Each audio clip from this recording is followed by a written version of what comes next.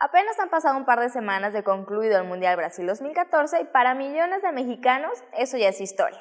Excepto para 4, Sergio Eguren Cornejo, Rafael Medina Pedersini, Ángel Eguren Cornejo y Mateo Codinas. Los 4 mexicanos acusados formalmente del presunto delito de lesiones graves y detenidos el pasado 29 de junio por supuestamente manosear a una mujer y golpear a un hombre después del partido México-Holanda. Desde entonces deben ser los principales promotores del no era penal, pero para ellos sí lo fue, aunque no fueron los únicos. En la reciente justa deportiva, de acuerdo al diario Globo, se detuvieron 11 extranjeros y de esos 9 son mexicanos. Pero en particular Medina Pedersini y Eguren Cornejo formaban parte del consejo directivo del PAN en el DF y eran funcionarios de la delegación Benito Juárez. El primero era responsable de la coordinación de gabinete y proyectos especiales y el segundo titular de la Dirección General de Desarrollo Delegacional. Y hablo en pasado ya que el titular de dicha administración, Jorge Romero, decidió separarlos del cargo, no por haber sido denunciados por tocamientos sexuales a una mujer ni por haber actuado violentamente contra un hombre, sino por no saber los tiempos del proceso judicial que enfrentarán en Brasil. Así es, ellos son los panistas de la generación actual,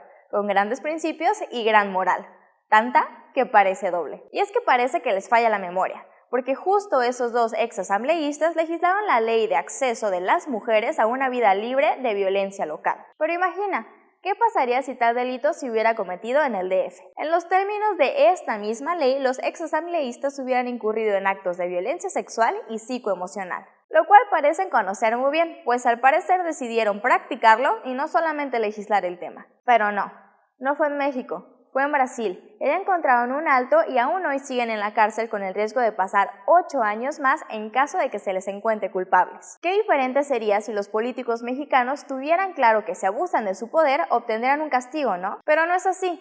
En nuestro país existen políticos como Cuauhtémoc Gutiérrez, exdirigente del PRI en el DF, que gozan de total impunidad, aun cuando investigaciones periodísticas serias revelaron que el funcionario mantenía una red de mujeres que le prestaban servicios sexuales con nuestro dinero, o para que suene más bonito, con cargo al erario público. Y es que tal como lo describen frases acuñadas por colegas del partido en el pasado, ¿qué es la moral? Es un árbol que da moras. Y para progresar hay que hacer trampa, porque el que no tranza, no avanza. O para tener éxito en la política es preciso ser millonario, pues un político pobre es un pobre político. Académicos como Luis Rubio le llaman el gen priista, ese que está en todos los mexicanos y sale con un poquito de poder manifestándose en nepotismo y negligencia. En México existe la falsa creencia de que el poder te da el derecho de abusar de él y pasar por encima de quien sea. Sin embargo, la justicia existe, a lo mejor no en nuestro país, pero sí en otras naciones. Esta semana hubo problemas dentro de Morena, Movimiento de Regeneración Nacional, ya que Andrés Manuel López Obrador quiso postular como candidata para el estado de Michoacán a Fabiola Alanis. Sin embargo, las personas del partido en ese estado no aceptaron esa decisión y la funcionaria ya regresó al PRD.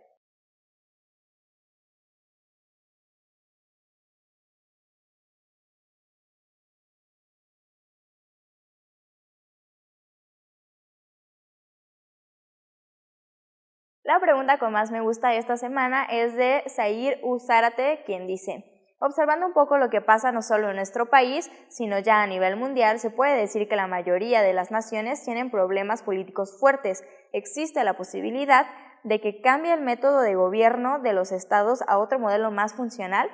Bueno, el expresidente de España, Felipe González, dice que la democracia ya no es más la voz del pueblo, ya que el pueblo se mueve ahora a base de tendencias en ese momento y no se puede gobernar a base de modas.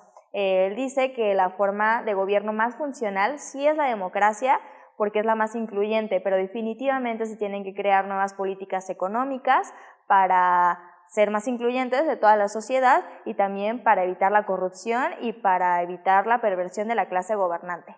Espero que te haya gustado el video de esta semana. No olvides agregarnos a nuestras redes sociales de Twitter, Facebook, donde esta semana alcanzamos los 100,000 seguidores, y suscríbete al canal si aún no lo has hecho, donde tenemos más de 50,000 suscriptores. Nos vemos el siguiente lunes con más información.